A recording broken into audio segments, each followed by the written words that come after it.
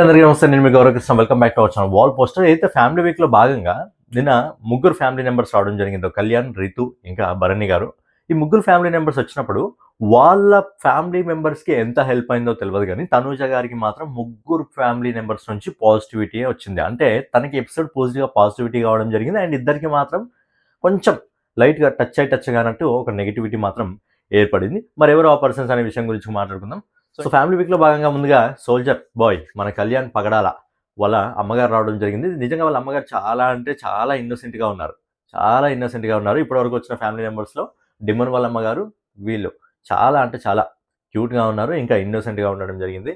వచ్చినప్పటి నుంచి వాళ్ళ అమ్మగారు పాపం కళ్యాణ్కి ఒకటి చెప్తున్నారు, ఏంటంటే స్టాండ్ తీసుకొని మాట్లాడు. ఎందుకంటే కొన్ని ప్లేసెస్లో మనోడు మ్యాక్సిమం మనోడు స్టాండ్ తీసుకుంటాడు, చాలా విషయాల్లో స్టాండ్ తీసుకుంటాడు. బట్ ఏంటంటే ఎలాంటి టైంలో స్టాండ్ తీసుకోమంటారు అంటే నామినేషన్స్లో. సో నామినేషన్స్లో స్టాండ్ తీసుకోగలిగితే ఖచ్చితంగా టాప్ 5లో ఉంటాడు. బట్ ఏంటంటే కప్పు కొడతాడా లేదా అనేది అది ఆడియన్స్ డిసైడ్ ఓటింగ్ పైనే ఉంటుంది. ఎందుకంటే ఇప్పటి వరకు చూస్తున్న దాంట్లో మనకు తనుజ గారికి ఎక్కువ పాజిటివిటీ ఉంది, తనుజ గారికి ఓటింగ్ ఎక్కువ ఉంది. సో ఏంటంటే రైవల్వరీ అనేది తనుజకి కళ్యాణ్కి ఉంటే ఆ ఓటింగ్లో అనేది పాయింట్స్ని బట్టి, వాళ్ళ పాయింట్స్ని పెట్టేదాన్ని బట్టి ఆ ఓటింగ్ అనేది పెరుగుతుంది. బట్ ఏంటంటే ఏ సీజన్లో జరిగినట్టు ఫస్ట్ హాఫ్లో ఉన్న దాంట్లో నెంబర్ 1 నెంబర్ 2 ఇక్కడ ఫ్రెండ్స్ లాగా ఉన్నారు కాబట్టి ఈ సీజన్ బేసిక్గా అలాగే నడుస్తుంది కాబట్టి ఇక అది చేంజ్ అయ్యే అవకాశం మ్యాక్సిమం లేదు, రైవల్వరీ పెట్టుకునే అవకాశం కూడా లేదు. బట్ ఏంటంటే స్టాండ్ తీసుకుంటే బాగుంటుంది అని చెప్పి వాళ్ళ అమ్మగారు ఒక హింట్ అయితే ఇవ్వడం జరిగింది. మరి కళ్యాణ్ పగడాల నాకు తెలిసి ఇక 4 వారాలే ఉన్నాయి, ఇంకా 2 నామినేషన్లు ఉండడం జరుగుతుంది కాబట్టి నాకు తెలిసి స్టాండ్ తీసుకునే అవకాశం అయితే మనకు లేదు. ఇక ఉన్న విధంగా ఉంటే చాలు. టాప్ 2 వరకు, టాప్ 2లో ఉంటాడా మరి టాప్ 3లో ఉంటాడా చూడాలి. ఎందుకంటే టాప్ 1లో ఎలాగో తనుజానే ఉంటుంది. ఇక టాప్ 2 టాప్ 3 అనేది మనకు ఇమాన్యుయల్కి కళ్యాణ్కి మధ్య ఆ ఓటింగ్ని బట్టి తెలుస్తుంది మనకు. ఇంకోటి వీళ్ళ ఓటింగ్ తెలవాలంటే మనకు నెక్స్ట్ వీక్ వీళ్ళ ముగ్గురు నామినేషన్లోకి ఉండాలి. ఎవరెవరు అంటే తనుజ, కళ్యాణ్ ఇంకా ఇమాన్యుయల్. వీళ్ళ ముగ్గురు కానీ నెక్స్ట్ వీక్ నామినేషన్లో ఉండగలిగితే ఆడియన్స్ కూడా క్లారిటీ వచ్చేస్తుంది ఎవరికి ఎంత ఓటింగ్ పడుతుంది. ఒకవేళ తక్కువ, ఇప్పుడు ఫస్ట్ ప్లేస్లో తనుజ ఉందనుకోండి, సెకండ్ ప్లేస్లో కళ్యాణ్ ఉన్నాడు అనుకోండి, థర్డ్ ప్లేస్లో ఇమాన్యుయల్ ఉన్నాడు అనుకోండి. సో ఇమాన్యుయల్ ఫ్యాన్స్ ఏం చేస్తారు, సెకండ్ పొజిషన్కి ఫస్ట్ పొజిషన్కి పంపించడానికి ఇంకా ఎంత ఓటింగ్ కావాలి, దాన్ని ఎలా మనం చేయాలి. అలాగే కళ్యాణ్ కూడా వాళ్ళ ఫ్యాన్స్ కళ్యాణ్ని విన్నర్ చూడాలనుకుంటే ఎలా ముందుకు తీసుకెళ్ళగలగాలి, ఎలా ఓటింగ్ పెంచాలి. ఇప్పుడు తనుజ గారు ఉన్నారు కదా, తనుజ గారు వాళ్ళకి ఓటు సెకండ్ ప్లేస్లో ఉన్న వారికి తనుజ గారికి ఒక హ్యూజ్ డిఫరెన్స్, చాలా తక్కువ డిఫరెన్స్ ఉందనుకోండి, తను ఎలా ఇంకా నెంబర్ 1 పొజిషన్ తీసుకెళ్ళడానికి ఎలా ముందుకు తీసుకెళ్ళాలని చెప్పి అదొక ఆప్షన్ అయితే దొరుకుతుంది. సో ఏంటంటే నెక్స్ట్ వీక్ వీళ్ళు ముగ్గురు కానీ నామినేషన్లోకి రాగలిగితే మంచిగా ప్లస్ పాయింట్, వాళ్ళకి ప్లస్ పాయింట్ అవుతుంది, ఆ ఆడియన్స్ కూడా మంచి ప్లస్ పాయింట్ అవుతుంది. ఏంటంటే వాళ్ళకి సంబంధించిన ఫేవరెట్ కంటెస్టెంట్స్కి వాళ్ళు సపోర్ట్ చేసుకోవడానికి మంచి ప్లస్ పాయింట్ అయితే అవుతుంది. సో ఏంటంటే ఫైనల్గా వాళ్ళ అమ్మగారు చెప్పింది ఏంటంటే స్టాండ్ తీసుకొని బాగా ఆడు అని చెప్పడం బాగా నచ్చింది. దాంతోపాటు తనుజ గారికి ఇక్కడ పాజిటివ్ మార్కులు పడ్డాయి. ఎందుకంటే తనుజ గారితో సపరేట్గా కూర్చోబెట్టి మాట్లాడడం, మిగతా అందరూ వెళ్ళిపోయినా కానీ తనుజ గారితో సపరేట్గా కూర్చోబెట్టి మాట్లాడడం అదొకటి బాగా నచ్చింది. అండ్ వెళ్ళేటప్పుడు తనుజ గారు ఒక శారీ గిఫ్ట్ ఇవ్వడం జరిగింది. ఎందుకంటే ఈ హౌస్లో తనుజ ఎక్కువగా ట్రస్ట్ చేసేది, క్లోజ్ ఉండేది ఖచ్చితంగా కళ్యాణ్నే కాబట్టి సో కళ్యాణ్తో క్లోజ్గా ఉండి వాళ్ళ అమ్మగారికి శారీ ఇవ్వడం జరిగింది. అండ్ దాని తర్వాత వాళ్ళ అమ్మగారు వెళ్ళిపోయిన తర్వాత వాళ్ళ మధ్య చిన్న డిస్కషన్ జరిగింది. ఏంటంటే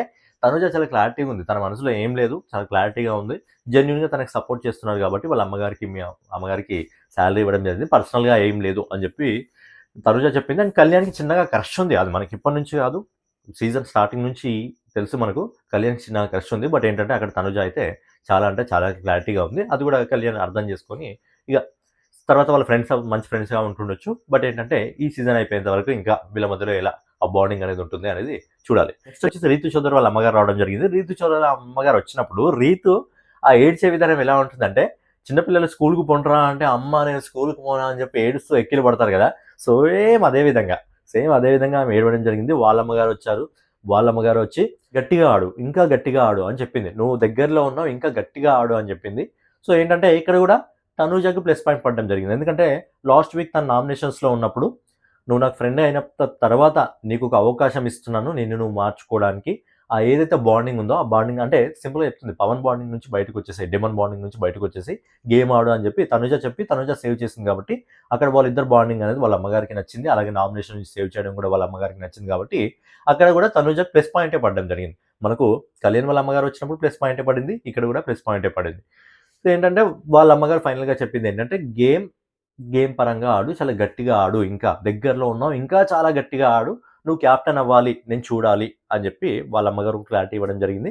అందరితో మాట్లాడింది, పర్లేదు. కాకపోతే ఏంటంటే ఎక్కువసేపు రీతుతో మాట్లాడింది. బట్ ఏంటంటే ఒక ఇంటిమేషన్ ఏమి ఇచ్చిందంటే పవన్తో కొద్దిగా మాట్లాడింది ఓకే. వెళ్ళేటప్పుడు కూడా మీ అమ్మగారు కూడా మా రీతుని బాగా దగ్గరికి తీసుకున్నారు అని చెప్పింది. బట్ ఏంటంటే పవన్‌తో కొద్దిగా చెప్పాలి కాబట్టి అక్కడి వరకు వచ్చి చెప్పకపోతే బాగుండదు కాబట్టి ఒక షోలో అన్నట్టు చెప్పాలని చెప్పింది కాబట్టి చిన్నగా వాళ్ళ బాండింగ్ అనేది ఆమెకు నచ్చట్లేదు అని చెప్పి చిన్నగా అర్థమవుతుంది. సో ఏంటంటే తనకు క్లారిటీ ఇచ్చింది ఫైనల్‌గా రీతుకు చాలా గట్టిగా ఆడని చెప్పి. సో వాళ్ళ అమ్మగారు వెళ్ళిపోయిన తర్వాత మళ్ళీ డెమన్ సోఫా పైన చిన్న డిస్కషన్ నీతో దూరంగా ఉండాలని చెప్పి. సో ఏంటంటే పేరెంట్స్ చెప్తుంటారు. పేరెంట్స్ వచ్చినప్పుడు చెప్తుంటారు. ఇంకో 4 వారాలు కాబట్టి ఇక ఎలా ఉండాలి అనేది ఇక అది వాళ్ళ ఇష్టం పైన ఆధారపడి ఉంటుంది. కాకపోతే ఇక్కడ కూడా తనుజాకే ప్లస్ మార్కులు పడడం జరిగింది. సో వచ్చేసి భరణి వాళ్ళ కూతురు రావడం జరిగింది. సో ఆమె అయితే చాలా జాయ్‌ఫుల్‌గా ఉంది. అందరితో చాలా కలిసిమెట్టుగా ఉంది. సో తను కూడా చెప్పింది ఏంటి అంటే భరణి గారికి, మీరు ఏదైతే నామినేషన్స్‌లో రీసెంట్‌గా ఫైర్ చూపించడం జరిగిందో, రీసెంట్‌గా ఇమాన్యుయల్‌తో మాట్లాడినప్పుడు గానీ, రీతు చౌదరి నామినేషన్స్‌లో ఏవైతే ఫైర్ చూపించడం జరిగిందో అలాంటి ఫైరే మాకు కావాలి అని చెప్పి తను చెప్పింది. ఇంకోటి ఏంటంటే మళ్ళీ మీరు కెప్టెన్‌గా చూడాలని అనుకుంటాం. ఇంకా 2 వారాలు ఉంది కదా కెప్టెన్సీ కోసం. ఆ 2 వారాల్లో మిమ్మల్ని కెప్టెన్‌గా చూడాలి అని చెప్పి మేము అనుకుంటున్నాం అని చెప్పి వాళ్ళ డాక్టర్ చెప్పడం జరిగింది. దానితో పాటు ఆమెకు ఏంటంటే ఇక్కడ కూడా తనుజాకి ప్లస్ పాయింట్ పడడం జరిగింది. ఏంటంటే తనుజ గారి తన బాండింగ్ చాలా అంటే చాలా బాగుందని చెప్పి, ఆ బాండింగ్ ఇష్టపడుతున్నాం అని చెప్పి హింట్ అయితే ఇచ్చేసింది. దాంతో పాటు వాళ్ళ డాక్టర్ ఏం చెప్పిందంటే కామెంట్స్ ఇచ్చే వాళ్ళతో కొంచెం మీరు కామెంట్ మీకు నచ్చకపోతే మీరు మాట్లాడండి అని చెప్పి ఇండైరెక్ట్‌గా కాదు డైరెక్ట్‌గానే చెప్పేసింది. ఏంటంటే దివ్యాని పిలిచి మరి కామెంటింగ్ అనేది కొంచెం తగ్గించుకోండి అనేది అంటే చెప్పినట్టు అక్కడ కూడా నచ్చినట్టని చెప్పేసింది. సో ఏంటంటే వీళ్ళది బయటికి నచ్చట్లేదు. అంటే సింపుల్‌గా అర్థమైంది. వాళ్ళ ఫ్యామిలీలో వీళ్ళ బాండింగ్ అనేది నచ్చట్లేదు. తనుజ గారికి ఇంకా భరణి గారికి ఉన్న బాండింగ్ అయితే నచ్చుతుంది.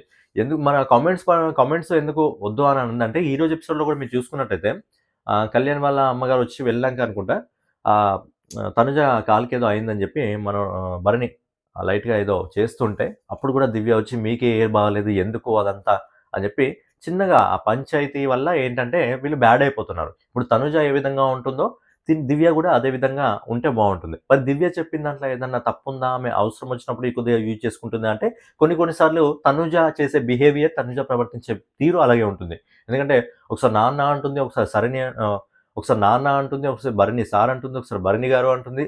సో ఏంటంటే డిఫరెంట్‌గా మోడ్యులేషన్ తను కూడా మారుస్తుంది. సో ఇక్కడ దివ్య చెప్పిన దాంట్లో కూడా చిన్న నిజం ఉంది. బట్ ఏంటంటే దివ్య చూపించే దాంట్లో అది బయటికి బ్యాడ్‌గా పోర్ట్రేట్ అవుతుంది కాబట్టి వాళ్ళ ఫ్యామిలీకి కూడా నచ్చట్లేదు కాబట్టి అందుకే వాళ్ళ కూతురు వచ్చినప్పుడు చాలా గట్టిగా అదే చెప్పింది. ఎండింగ్‌లో కూడా చెప్పడం జరిగింది ఏంటంటే కామెంటింగ్ ఇచ్చే వాళ్ళతో మీ కామెంటింగ్ నచ్చకపోతే మీరు మాట్లాడండి అని చెప్తూ ఇక ఫైనల్‌గా ఎండింగ్‌లో వెళ్ళేటప్పుడు కూడా మళ్ళీ తనుజాని గట్టిగా హగ్ చేసుకోవడం జరిగింది. మళ్ళీ చెప్పింది మీ బాండింగ్ మా నాన్నగారి బాండింగ్ చాలా బాగుంది అని చెప్పి. సో ఏంటంటే ఇక్కడ తనుజకి ముగ్గురు దగ్గర నుంచి కూడా ప్లస్ పాయింటే పడడం జరిగింది. ఇక ఆల్మోస్ట్ అందరూ అయిపోయారు. ఇమాన్యుయల్ ఒక్కడే ఉన్నాడు. ఇమాన్యుయల్ వాళ్ళ ఫ్యామిలీలో వస్తారు. దాంతో పాటు ఏంటంటే శనివారం ఎపిసోడ్ వస్తుంది కాబట్టి కొత్త కెప్టెన్ కావాలి కాబట్టి ఈ శుక్రవారం ఎపిసోడ్‌లో కెప్టెన్సీకి సంబంధించి ఏదో ఒకటి చిన్నగా పెట్టే అవకాశం ఉంది. అందులో గెలిచిన వాళ్ళు కెప్టెన్ అయ్యే అవకాశాలు ఉన్నాయి.